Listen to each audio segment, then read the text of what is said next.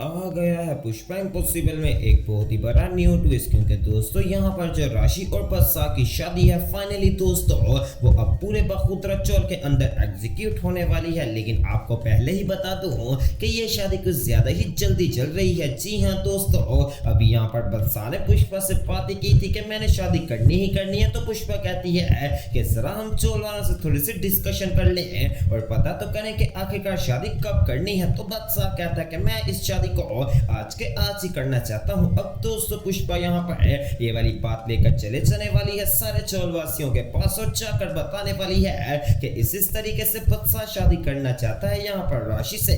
और मैं आपको यहाँ पर बताऊं कि शादी अगर आज ही हो जाए तो बेहतर है। तो दोस्तों अब पहले तो सारे लोग कहते हैं कि आज कैसे हो सकती है, सिर्फ अंधेरा होने में यहाँ पर 4 से 5 घंटे हैं। तो पुष्पा कहती है कि 3 घंटे के अंदर अंदर सारी की सारी तैयारी कर लो, क्योंकि 3 घंटे में हम यहाँ पर शादी कर लेंगे। तो दोस्तों बखूतरा सेठ अब सबको कहने वाला है कि तुम लोग जरा तैयारी कर लो, हर बंदा एक दूसरे को कॉल करे और पता करे कि आखिरकार कितना देर है यहाँ पर, और सारे टेंट वगैरह और जो भी सजावट करवानी है वो करवा ली जाए, क्योंकि इनकी शादी भी तो करनी है। और मैं पंडित जी को कॉल लगा लेता हूँ। अब दोस्तों यहाँ पर जो राशि और खास तौर पर बदशाह है वो दोनों सच में काफी ज्यादा खुश होते हैं अपनी शादी को लेकर। और दोस्तों सारे इधर उधर कॉल पर लग जाने वाले हैं और बखूतरा ने सबको उनके यहाँ पर काम सौंप दिया है, ताकि आहिस्ता आहिस्ता करके सारे अपने अपने काम को सरंजाम दे दें और अच्छे से शादी हो जाए। अब दोस्तों दूसरी तरफ यहाँ पर जो राशि है उसको भी तैयार कर लिया जाने वाला है यहाँ पर, यानी कि शनाया की जानिब से और साथ ही साथ यहाँ पर दीप्ति भाभी की जानिब से। अब दोस्तों जब यहाँ पर राशि सच में काफी ज्यादा तैयार हो जाती है तो साथ ही दोस्तों राशि कहती है कि देखो कल मेरी डिलीवरी थी और आज देखो मेरी जिंदगी किस कदर स्पीड में चल रही है। तो साथ ही चिराग आ जाता है और कहता है कि पीछे पीछे हो जाओ, जल्दी से जरा एक फैमिली फोटो तो बना ले। अब दोस्तों चिराग यहाँ पर शनाया के साथ और बाकी सबके साथ खड़ा होकर फैमिली फोटो बना लेने वाला है। और दोस्तों जो मनवा है वो साइड में खड़ी होकर ये सारा सीन देख रही होती है और काफी ज्यादा उदास भी हो रही होती है कि आखिरकार ये चिराग लगता मुझसे प्यार नहीं करता। और दोस्तों इसके बाद दिखाया जाता है कि राशि की एंट्री करवा दी जाने वाली है और सच में चोर सच में काफी ज्यादा खूबसूरत सजाया गया है। अब दोस्तों बाहर बदशाह अपने यहाँ पर पूरे दुल्हा के रूप में खड़ा होता है। तो दोस्तों बदशाह को वो राशि याद आ जाने वाली है जब पहली दफा बदशाह आया था यहाँ पर इनके घर। तो दोस्तों जब राशि यहाँ पर बदशाह से मिलने आई थी तो बदशाह की पहली दफा उससे लड़ाई हो गई थी, लेकिन अब देख लो बदशाह की उससे शादी होने जा रही है। और दोस्तों राशि भी काफी ज्यादा खुश है और बदशाह तो पहले ही खुश था। तो दोस्तों अब दोनों यहाँ पर पंडित जी के सामने बैठ जाने वाले हैं और बदशाह कहता है कि देख ले राशि, याद कर मैंने तुझसे बचपन में ही वादा कर लिया था कि मैं तुझसे शादी करना चाहता हूँ, लेकिन किस्मत को कुछ और मंजूर था। कहां से घूम घुमा कर हम लोग वापस आ गए। तो पुष्पा कहती है चलो खुद छोड़ो, कोई बात नहीं है, अब तुम दोनों एक हो, मुझे इस बात की सबसे ज्यादा खुशी है। और अगर तुम दोनों एक ही रहोगे तो ये जिंदगी ऐसे ही आसान रहेगी। अब दोस्तों पंडित जी आ जाने वाले हैं और कहते हैं कि लड़की के माता पिता को बुलाया जाए।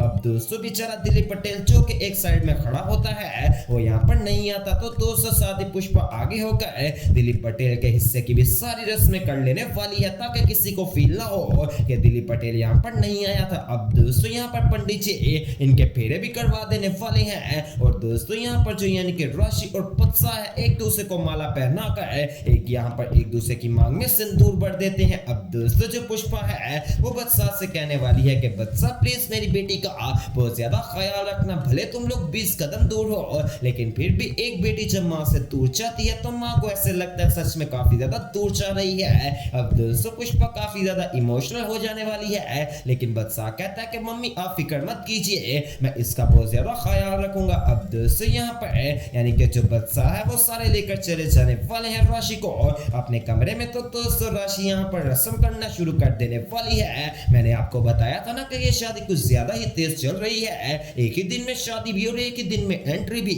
अब दोस्तों यहाँ पर वो यानी कि अपने सारे पाँव को भिगो कर लगा देने वाली है अपने फुटप्रिंट्स को बदशाह के रूम में, जो कि दोस्तों एक शगुन के तौर पर माना जाता है। अब दोस्तों यहाँ पर जो यानी कि बदशाह है वो राशि के बेटे को उठाकर कहता है कि देख ले आज तेरी मामा के लिए मैं यहाँ पर लाइफ पार्टनर बन के आ गया हूँ और अब से मैं तेरा यहाँ पर बाप हूँ। तो दोस्तों अब सारे बंदे मुस्कुराने लगते हैं और इसके बाद दोस्तों दिखाया जाता है कि जब सारे बाहर चले जाते हैं तो राशि कहती है कि बदशाह मेरा मुंह दिखाई का तोहफा कहाँ पर है। तो बदशाह कहता है कि थोड़ी देर वेट कर। अब दोस्तों बादशाह एक पर्ची ला कर देने वाला है जिसके ऊपर लिखा होता है कि राशि अब तो पूरे 6 से 7 घंटे सुकून से आराम करेगी और जेन में कोई बात नहीं लाएगी, यही तेरा तोहफा है। तो राशि सच में काफी ज्यादा खुश हो जाने वाली है। इसके बाद दोस्तों जो कादम्बरी है जब वो अंदर अपने कमरे में आने वाली है और अपने मोबाइल फोन को देखने वाली है तो दोस्तों कादम्बरी कहती है कि सारी चीजें तो वैसे ही मौजूद है, लेकिन ये जो जहाँ पर वायर है ना ये यहाँ से हिली हुई है, पता नहीं यहाँ पर कौन आया होगा। अब दोस्तों कादम्बरी जब अपना मोबाइल निकालती है तो उसके अंदर दोस्तों सारी ट्रांजैक्शन वाली वेबसाइट खोली थी। तो दोस्तों कादम्बरी देखकर थोड़ा सा शॉक्ड हो जाने वाली है और सोचती है कि कहीं ऐसा तो नहीं कि ये पुष्पा ने मेरी सारी की सारी चीजें ले ली और डाटा कॉपी कर ले, इस तरीके से तो मैं कोर्ट में पहले बार में ही हार जाऊंगी। अब दोस्तों जो यहाँ पर दूसरी तरफ पुष्पा है वो अपने सारी फाइल्स को सीधा कर रही है कि कोर्ट में कादम्बरी के खिलाफ अच्छा सा सबूत देगी। अब दोस्तों यहाँ पर कादम्बरी भी अपने वकील को कॉल कर लेने वाली है और कहती है कि अगर पुष्पा के पास मेरी सारी डिटेल्स होंगी तो दोस्तों उसका वकील बताने वाला है कि फिर कादम्बरी जी आपको हारने से कोई नहीं बचा सकता। अब दोस्तों कादम्बरी चौकस हो जाने वाली है और सोचती है कि मुझे कोई नया जुगाड़ करना पड़ेगा।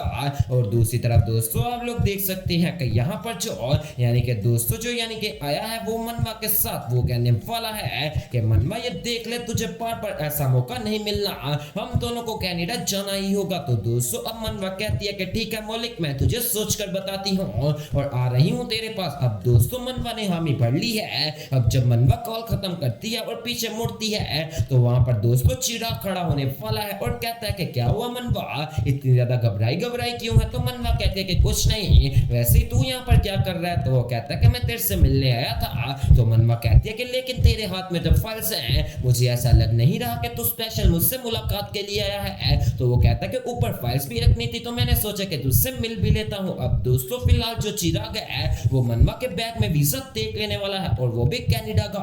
अब देखते हैं कि आखिरकार वो क्या करेगा। लेकिन दूसरी तरफ दोस्तों एक बहुत ही बड़ा ट्विस्ट ये है कि जो दिलीप पटेल है वो पुष्पा इम्पॉसिबल के साथ यहाँ पर अपने हाथ को मिला चुका है और कहता है कि पुष्पा इस बार मैं तुझे कोर्ट में निराश नहीं करूंगा।